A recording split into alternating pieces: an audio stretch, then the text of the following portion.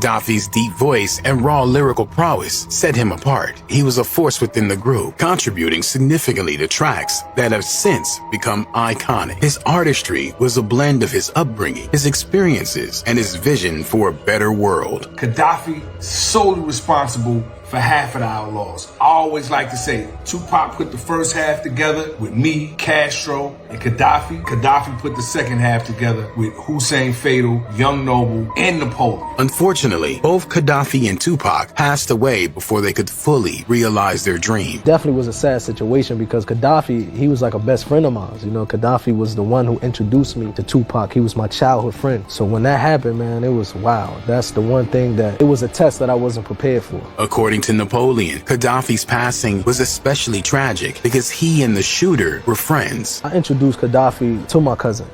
I introduced them together and they became friends. They started building their own relationship even without me, you know. Days after Kadafi's passing, Roddy turned himself in. He told the police it was an accident. He was a teenager. The case never went much further. There was no high-profile trial, no deep dive into what had really happened that night. Roddy pled guilty and sentenced to just 7 years in prison. Yaki Kadafi's passing was officially ruled an accident, but not everyone accepted the narrative. Kadafi's mother believed her son's passing was intentional. She never accepted the idea that her son's passing was an accident. To her, there were too many unanswered questions, too many convenient details, too many people staying silent. She believed Roddy Beal had a reason to hit Kadafi, and she believed there was a cover-up to protect him. Yasmin really believes that Napoleon sided with his cousin over his friend Kadafi for the homicide of her son. According to Fula, threats had been made against her son before. She claimed witnesses had been pressured into keeping quiet. She believed the investigation never went deep enough, that justice had never truly been served. Fula accused Napoleon of covering up the hit to protect his cousin, maintaining that he had spread falsehoods about the incident for years. She claimed he continued to push the accident narrative to maintain credibility and financial gain from his association with Tupac's legacy. She further connected Kadafi's passing to the broader cover-up surrounding Tupac's passing, framing both as cases of betrayal and conspiracy. She referenced The Homicide of Yaki Kadafi, a book she claimed contained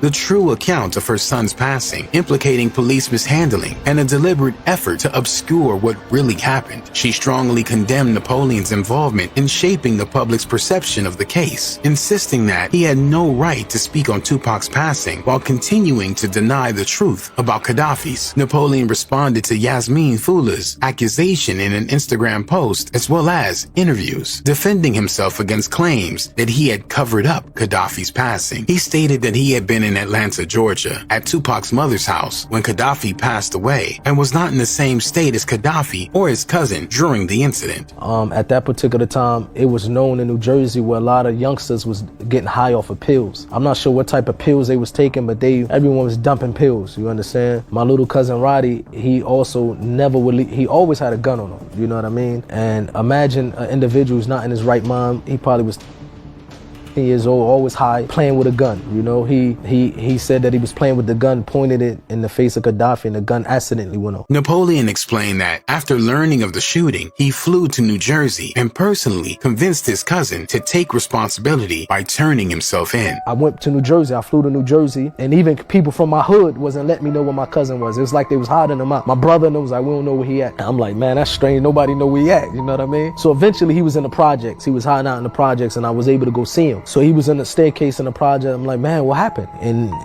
I think he was eating on some sunflower seeds or something, but his face looked numb, you know? He was like, it was an accident. I said, okay, if it's an accident, man, turn yourself in then. He claimed that he had gone against his own family and neighborhood to ensure that Roddy faced the consequences of his actions. He's out of prison. He's been in and out of prison, but he's out of prison now. And he's he's positive, you know, he's staying out of trouble, just raising his family, his kids. Finally, he expressed confidence in his own integrity, stating stating that he had never betrayed anyone and had remained solid throughout his life. He and some others maintained that he had done the right thing in the aftermath of Gaddafi's passing and had no reason to feel guilt over the situation. Napoleon, in my opinion, did everything he was supposed to do as a friend to Gaddafi. He wasn't even in town, went and talked to his cousin, got his cousin's side of the incident, told his cousin he needs to go take responsibility for that action, or convinced his cousin. Yasmin Fula responded that while she had never blamed Napoleon for his passing, she did blame him for allowing falsehoods to be repeated in interviews and for failing to seek out the truth despite the pain it might have caused him. She also accused him of exploiting Gaddafi's and Tupac's passing for attention and financial gain, calling him a crow eating off the carcass of deceased people. She also provided specific details from police and medical reports that she said supported her claim that Gaddafi's passing was premeditated. According to Fula, Roddy had threatened to hit Gaddafi weeks before the shooting. He had called ahead to say he was coming, but told others not to warn Gaddafi. He had an accomplice who restrained Gaddafi in a headlock so that Roddy could aim. She pointed out that Roddy was significantly smaller than Gaddafi, just 5'6" and 135 pounds, compared to Gaddafi, 6'4", 200 pounds, implying that he would have needed assistance to overpower Gaddafi. She also referenced the confession in which Clark allegedly admitted to knowing that Gaddafi was wearing a bulletproof vest. Additionally, she stated that the medical examiner disputed Clark's claim that he had fired from 3 feet away, citing stippling patterns on Gaddafi's face as proof that he had been shot at close range. Finally, she declared that Napoleon's continued defense of his cousin made him complicit in the crime. She argued that he had a responsibility to seek out the truth instead of dismissing her police reports and witness statements. She ended her statement with a chilling remark that Napoleon should be grateful that Tupac Shakur was not alive when Gaddafi was hit. Young Noble also found himself at odds with Napoleon after Noble accused Napoleon of clout chasing and spreading lies in interviews. Noble took to social media to call out Napoleon, stating that while he had avoided interviews for the past 7 years, Napoleon had done 1,000 interviews and, in doing so, had exposed himself. He claimed that simply speaking the truth contradicted Napoleon's narrative and implied that Napoleon needed to reflect on his actions rather than engaging in what he saw as unnecessary public discourse. Adding to the suspicion around Gaddafi's passing, he had been in a car behind Tupac Shakur during the fatal shooting in Las Vegas. He reportedly saw the assailants and had expressed willingness to identify them. Give interviews on Bomb First. So shout out. Whoa. Damn, John. There you go, getting me in trouble again. Gonna get some email or letter coming out of the blue that I forgot about, that I got or didn't get. But it's unfortunate. Very, very unfortunate situation. Gaddafi's passing, just 2 months after Tupac's, fueled speculation about a possible connection between the two tragedies. Some theorists proposed that local police in Orange, New Jersey exploited individuals with compromised backgrounds to carry out the hit on Gaddafi. Additionally, it's noted that Gaddafi's description of Tupac's shooter conflicted with official theories, as he stated the assailant was not dark-skinned. This discrepancy has fueled further speculation about a possible cover-up. Y'all ever can follow them on IG and check them out? They living a good and beautiful life.